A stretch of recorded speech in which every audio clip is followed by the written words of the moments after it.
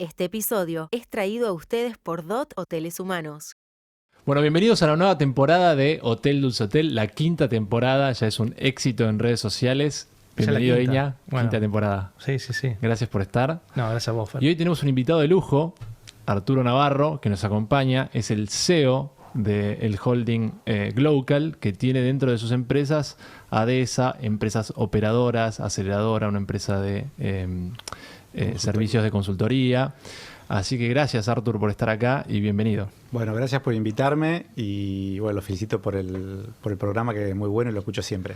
Y un poco para arrancar y descontracturar un poco la charla, me interesaba saber dónde nace esta pasión por la hotelería que tenés. Si fue mera casualidad que un día te encontraste con, che, el negocio hotelero me gusta, o es una pasión que venís arrastrando de chico y hoy se explotó. Fue medio de casualidad.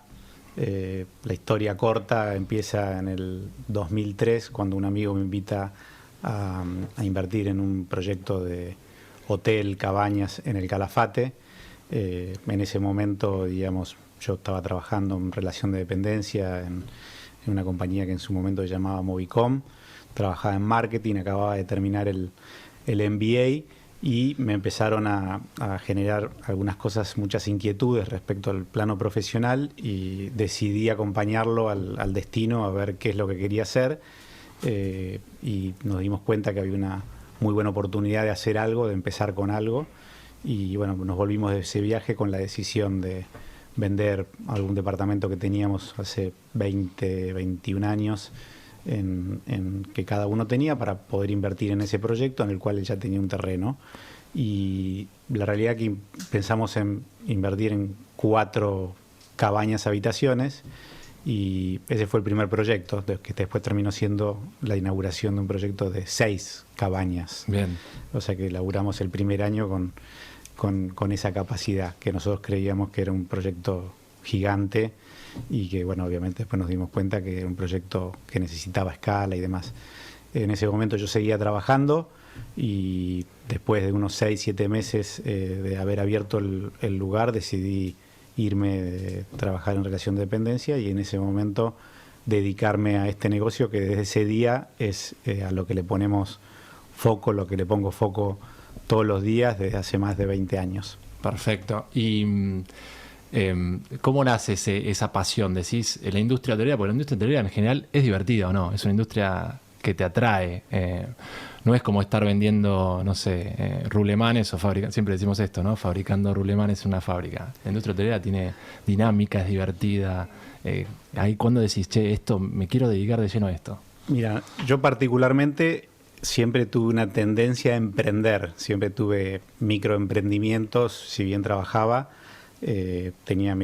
Organizaba fiestas, puse un bar en La Pampa, compraba y vendía cosas. Siempre la cuestión del emprendimiento me llamaba. El máster que hice en la facultad me orientó mucho más hacia eso, y justo en el momento que aparece este emprendimiento, yo lo vi más como hacer un negocio para uno, digamos, y la industria del turismo en ese momento fue una casualidad. No es que yo la busqué por la industria de la hotelería. Con el paso del tiempo, y viniendo de empresas de servicios, pues yo trabajaba en Movicom y mis primeros trabajos fueron en OSDE, siempre con una vocación de servicio, noté que se combinaba esa vocación de servicio con la posibilidad de manejar un negocio. Entonces, eso es lo que encontré con la hotelería. Y con el paso del tiempo me terminé dando cuenta que la gente que venía a nuestros lugares venía a disfrutar, porque en general los primeros emprendimientos fueron emprendimientos turísticos de placer. Bien. Del segmento de placer. Entonces la gente venía, a disfrutar, contenta, a entretenerse, y en ese momento que teníamos un emprendimiento, uno estaba muy arriba del negocio, entonces tenía la posibilidad de hablar. En ese momento en el Calafate el 80% de los clientes eran extranjeros, por lo tanto uno tenía también la posibilidad de conversar respecto a las tendencias del mundo y de dónde eran las personas, o sea que culturalmente también era muy atractivo, y desde ese punto de vista es como que nos empezamos a apasionar con el rubro, independientemente de si era buen negocio o mal negocio. Claramente esa semilla que en su momento sembramos como una oportunidad de un emprendimiento se transformó en una forma de vida para mí. Así que hoy te diría que lo hago con mucho placer, con mucha pasión, obviamente desde otro punto de vista porque la empresa creció y así que bueno, un poco la respuesta viene de ese lado. Bien, y arrancando un poco cronológicamente, si yo pienso en la conceptualización de un producto, ¿no? De un producto hotelero, de un servicio hotelero. Me imagino que al principio no le leíste en un libro, o sea, te debes haber pegado algún palito y debes haber pifiado en algunas cosas. Hoy por hoy, que tenés 20 años de recorrido, contame un poquito el paso a paso de la conceptualización de un proyecto hotelero, desde que arranca hasta que decís, nació el hijo. Bueno, como siempre en cualquier negocio que uno hace, a veces uno se maneja las tomas de decisiones con intuición y hay veces que uno tiene información, ya sea por la experiencia o porque uno contrata la experiencia. En el inicio, fruto de que ya habíamos en su momento terminado los 3 socios que estábamos, los estudios, ya teníamos una idea de que no solamente nos teníamos que manejar con la intuición, sino que teníamos que hacer un relevamiento de mercado. Entonces, ya en el 2003 nosotros encontramos, no digo una solución, pero en ese momento había mucho emprendimiento familiar que existía y que no estaban los productos acorde a lo que el mercado quería. Entonces nosotros en ese momento ya hicimos un relevamiento primario, porque fue una visita al lugar para entender. Me acuerdo que algo que nos dijimos en su momento es el producto que tenemos que armar tiene que servir para el público extranjero, porque en el avión había muy poca gente que hablaba español, por lo tanto el mercado que consumía en ese momento los destinos del sur como Calafate, Ushuaia, eran gente de afuera, por lo tanto la propuesta Valor Armar tenía que tener que ver con ese mercado que ya consumía. ¿Y te diste un poco cuenta diciendo, estando en el avión y diciendo, che, acá viajan todos extranjeros? ¿O fue, o sea, porque lo viviste desde el lado empírico, no? Porque lo viví del lado empírico, que claro, no era la intuición, pero sí era una pequeña muestra que nosotros habíamos vivido en ese momento, más jóvenes. Entonces, la información, ya sea fruto de la experiencia de uno, que hoy puedo decir que tengo 20 años de experiencia, o en ese momento yendo a relevar un mercado, un territorio, nos dio la señal de que por un lado faltaba oferta, porque por otro lado quisimos dormir en una temporada normal, en un octubre, quisimos dormir en diferentes hoteles y en todos decía no hay lugar, donde estaba el cartelito no hay lugar. Entonces es un dijimos, buen signo ese. Es un buen signo, pero bueno, hasta que uno no lo vive, en ese momento no existía Booking, no existía Despegar, no existía TripAdvisor, entonces la manera de conseguir los lugares era o por agencias de viaje o incipientemente metiéndote en las páginas web de lugares que quizás ni conocías. Entonces, lo más importante es estudiar un poco el entorno, la situación de el lugar donde uno quiere ir o eventualmente descubrir lugares donde poner los hoteles, los proyectos hoteleros, cabañas, alquileres temporarios, donde sea. Así que la primera etapa es investigación. Y cuando hablo de investigación, obviamente hay que contratar el especialista o el experto en ese territorio, en la zona, o una empresa global que pueda ayudarte con eso, para por lo menos sacarte la duda de si ahí puede ir un producto de un hotel, y después si la respuesta es sí, que empieza a desencadenarse el árbol de decisiones de sí, bueno, qué tipo de hotel, de qué tamaño, en qué lugar, cuál es la mejor ubicación, entender cuáles son los mercados emisores a ese destino, si los tiene, si no los tiene, si existe un aeropuerto cerca, si existe una terminal de buses cerca, si se puede llegar en auto o no, cuánta distancia, si el mercado emisor toma auto para llegar a ese destino o no, y empezar a tratar de componer qué le pasa a ese destino para ver qué instalar ahí y obviamente después la factibilidad numérica, digamos, en función de cuánto cuesta construir o cuánto cuesta adquirir o cuánto cuesta alquilar, para uno hacer los números y que después eso, además de un disfrute para un propietario, para un empresario, para un inversor, tenga un sentido económico, tenga una tasa de retorno. Entonces, desde ese punto de vista, creo que la conceptualización de qué producto tener, hacer, convertir, tiene mucho trabajo previo que tiene que ver con estudiar, con investigar, con contratar experiencia y demás, que me parece que en muchos casos a veces se corta camino y no pasa todo por ese proceso, y obviamente en ese sentido ves casos que, bueno, que hay que readecuarlos con el paso del tiempo, o están excedidos en personal, o les falta algo de escala, o a veces los productos se vienen abajo porque no tienen la inversión que se necesita para mantenimiento a lo largo del tiempo. Y bueno, y eso también lo ves muy a menudo, te diría, en todos los mercados, no es solamente en los mercados de Latinoamérica o en los mercados de Argentina.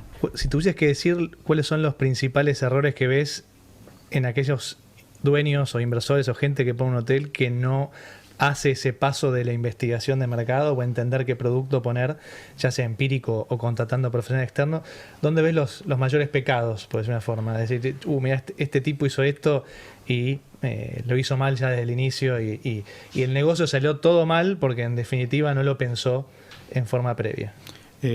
Yo me gusta decir que hay una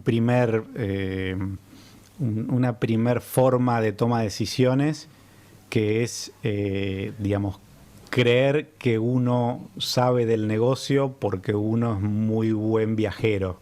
Ese sería para mí uno de los que veo, que escucho y que de alguna manera, digamos, en los procesos, cuando nosotros tomamos propiedades que ya existen, digamos, el verbatim del propietario es ese. Yo que siempre viajaba a muchos lados y conocía hoteles de todo tipo y porque viajo conozco, me parece que el mejor producto es este. Entonces, de vuelta es la intuición con un sesgo de poder socioeconómico, porque al final si viajo mucho, de alguna manera me va bien. Entonces, si me va bien, digamos, no necesito que alguien me venga a ayudar. Entonces, el segundo error es el cerrarse a conocer, digamos, de lo que uno va a hacer, contratando a alguien que sepa un poco más, o por lo menos capaz no sepa, pero de una experiencia. Entonces ahí hay una combinación. Y después, digamos, ya entrado en los errores, digamos, que nosotros vemos cuando tomamos las propiedades, de todo tipo. El más importante que nosotros vemos es la dimensión del negocio en función de la proyección del mercado. Nos hemos encontrado con hoteles muy grandes para el tiempo del mercado. Es decir, por decir un ejemplo, nosotros administramos un hotel en Nordelta de 141 habitaciones, que cuando se hizo el mercado hace 15, 20 años, todavía era muy chico para ese hotel. Con el paso del tiempo estuvo adecuada la oferta y la demanda, pero al inicio tuvo problemas de subocupación porque no tenía un mercado alrededor, porque todavía su mercado no había crecido tan rápido como la oferta. A la vez encontramos productos que tienen poca escala en función de lo que necesita el mercado. Entonces se sobredimensiona una estructura fija de administración, de empleados operativos o de inclusive el tiempo que le dedica el dueño respecto a un negocio que es muy chico. Entonces hay lugares que no pueden crecer porque hoteles como hoteles aquí en Palermo, que tenemos ejemplos dentro del grupo, donde son hoteles chicos y no pueden crecer porque no pueden crecer ni para arriba ni para el costado porque tienen construido. Entonces tiene una escala determinada que hay que amoldarle a una estrategia para que sea rentable, porque quizás por el costo laboral ese edificio como hotel no funciona, hay que transformarlo en otra cosa. Entonces el tema de la dimensión dentro de la etapa conceptual del producto, de qué cantidad de habitaciones. El tercer error más grande es creer que el negocio del hotel es solo de habitaciones. En realidad las habitaciones es lo que más rentabilidad le da al negocio, pero hay veces que esas habitaciones no pueden trabajar si no tienen otras cosas como amenities. Por decir algo, una pileta climatizada. Hay destinos que si el hotel no tiene una pileta climatizada, no funciona el hotel, por más de que tenga la escala correcta, en mucho o en poco. Entonces, todo eso uno tiene que tratar de hacerlo en el momento previo que lo va a construir y antes de contratar a los arquitectos inclusive.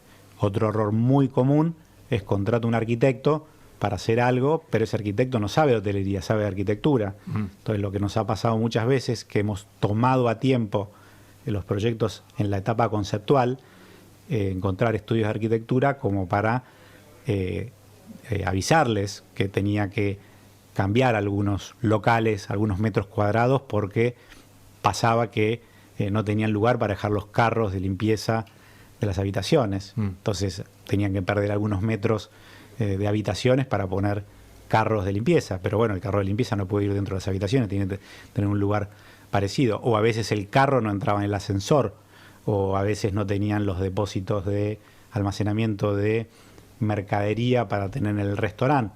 Y capaz era un restaurante que no tenía posibilidad de abastecerse por el destino donde estaba todos los días, porque el supermercado más cerca o el mayorista más cerca quedaba en otra ciudad, que no venía todos los días. Por lo tanto, el dimensionamiento de los espacios físicos, en ese caso, tenían que ser más.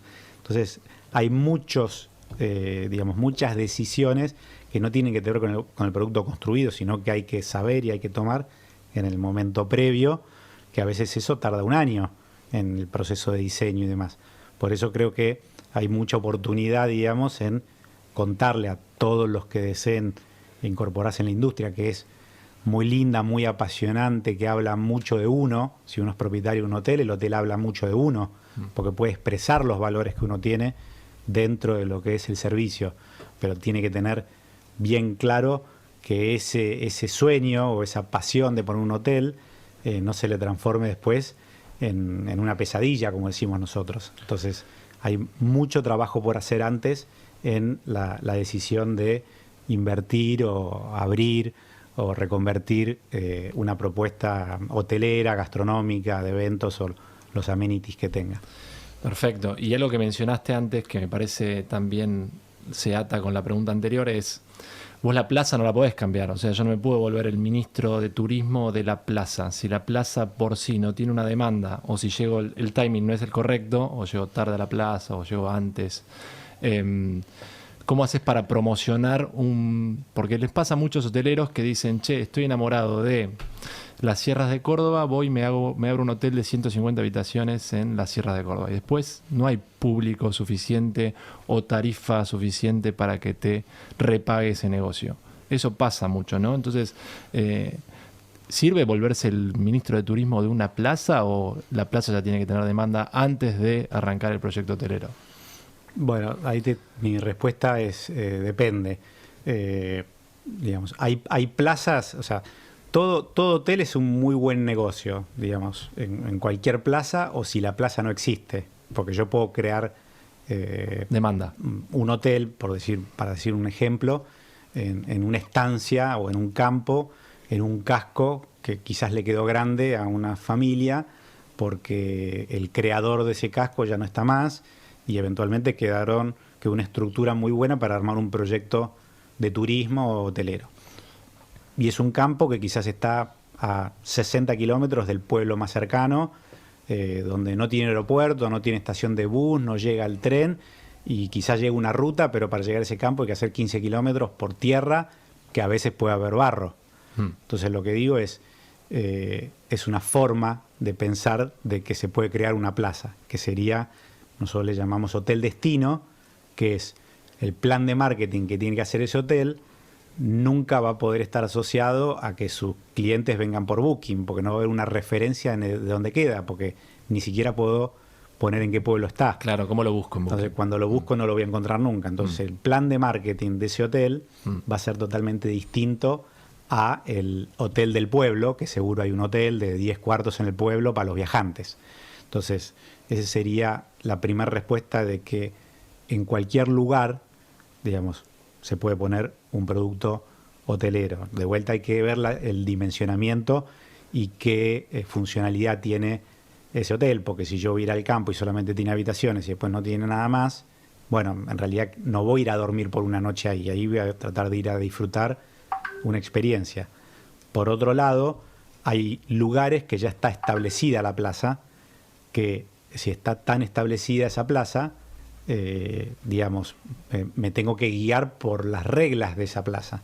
Entonces ya va a estar estructurada la oferta, ya va a estar descripta la plaza, entonces yo no voy a poder ir con un producto nuevo a romper una frontera o romper un techo de tarifa si es que alguien ya está muy instalado. Entonces yo tengo que saber ahí, si voy a llegar con un producto nuevo, con una conversión de un hotel, en dónde ubicarme. Entonces, ahí lo bueno que tiene es que ya la demanda existe, yo tengo que ver cómo capturo parte de esta demanda y me voy a guiar por el crecimiento demográfico de esa plaza, y en función de eso tengo que ver en cuánto afecta mi oferta dentro de este producto. Si voy a crear 30 habitaciones en una plaza donde hay 10.000, no me va a pasar nada. Si yo voy con un hotel de 100 habitaciones en una plaza que hay 1.000, yo claramente, si no crece ese destino al 5% anual en cuanto a la demanda, claramente yo cuando meta mi oferta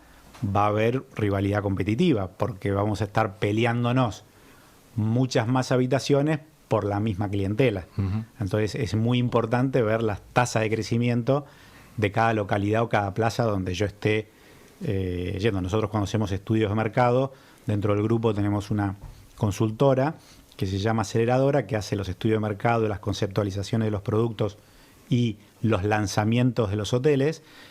Cuando hacemos los estudios de mercado, miramos con exactitud en cuánto impacta la rivalidad competitiva cuando un emprendimiento nuevo ingresa en la plaza. Hemos hecho estudios de mercado para empresas del Caribe, donde uno llega con hoteles de 1.000 habitaciones, y bueno, y a veces no hay tantos hoteles en ese lugar. Entonces, para ese destino, probablemente el nivel de precios sufra, sobre todo en el corto plazo, que es cuando uno llega con esa cantidad de cuartos. Así que es muy, muy interesante la pregunta. Okay. Este episodio es traído a ustedes por DOT Hoteles Humanos. Visita nuestra página en www.dot-delmediohotels.com o seguinos en Instagram en @dot.hotels para enterarte de todas nuestras novedades.